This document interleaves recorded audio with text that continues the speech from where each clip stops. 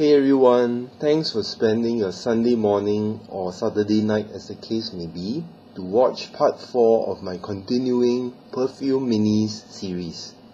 So today I'll start with a perfume by Nina Ricci called Farouche, which in French means shy but wild.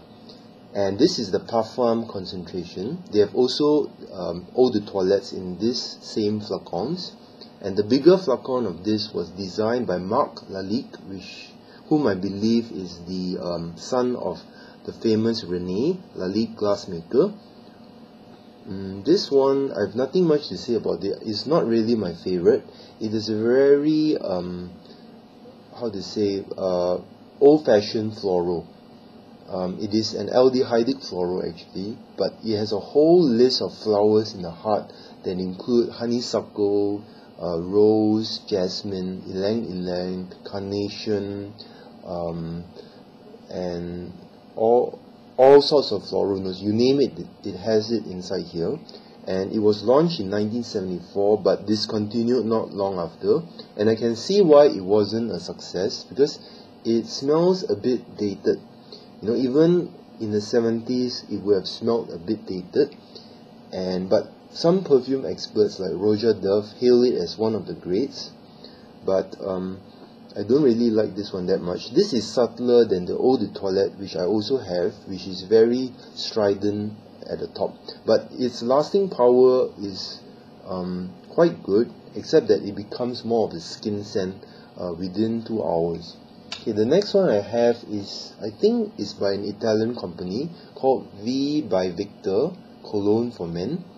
I can't remember the company, but there are some Italian words here. Now this one is just a fresh citrusy fougere type of smell. Nothing much to recommend it. Yeah, it smells like an aftershave in the same vein as fragrances like Brut. So let's go on to another men's fragrance, the third one, called Moustache by Rochas. And this was composed by the great Edmund Rudnitska and his wife Teresa. Okay, and it has top notes of lavender, basil, lemon verbena, petitgrain, bergamot and lemon. Middle notes are honey, carnation, jasmine, rose and geranium. Base notes are tonka bean, amber, musk, oak moss, vanilla and cedar. So this one has a rather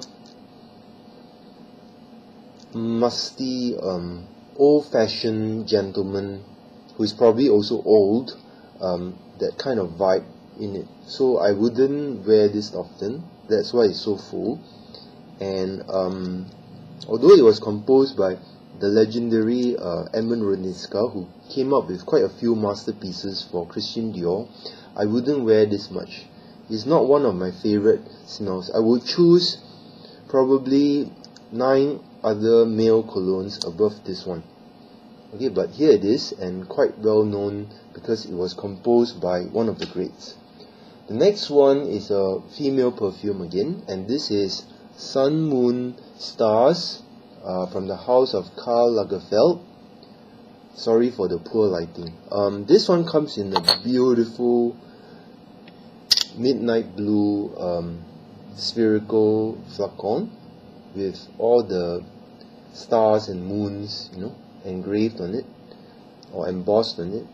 But I don't really fancy this smell. I'm not crazy for it. Although it was composed by Sophia Groisman, it is probably the second least favorite scent of hers that I have after Tresor, which I also don't like. This one is the embodiment of ozonic to me, even though it has notes like pineapple, freesia and stuff like that, but for some reason it smells very ozonic. And this is the pure perfume. I have the eau de toilette, but this one doesn't really improve on the eau de toilette for me. So I think this will be full for the foreseeable future. But nice case and nice bottle. Okay, the last one for this installment, I saved the best for last, and this is the smallest, one of the smallest in my collection, pure perfume of Antilope by the House of Weil. Now, the House of Weil were originally furriers or fur manufacturers, so they dressed women in furs, but customers complained about the musty smell of some of their furs.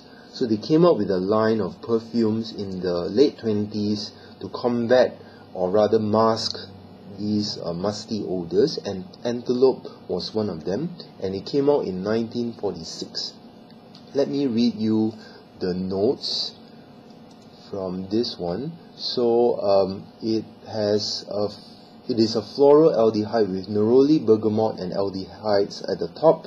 A heart encompasses clary sage, rose, lily of the valley, jasmine, carnation, iris and violet, while base notes include a woody amber base, sandalwood, vetiver, patchouli, tonka, amber, oak moss and musk. They have reformulated this long ago. This is probably 30 or more years old, and it is a super unique smell. It actually reminds me of the rather rare discontinued 1000 or 1000 by Jean Patou, but other than that, it is very, very unique, and it does have the sparkly top as you would expect from a fragrance with aldehydes, but it is a deep, sparkly kind of smell, not the mustiness of, say, Chanel No. 5. And I think I'm going to explore this one further. It's one of the more pined after discontinued perfumes if you go online to research it. Okay, that's all I have, and I hope you'll join me for part 5 shortly.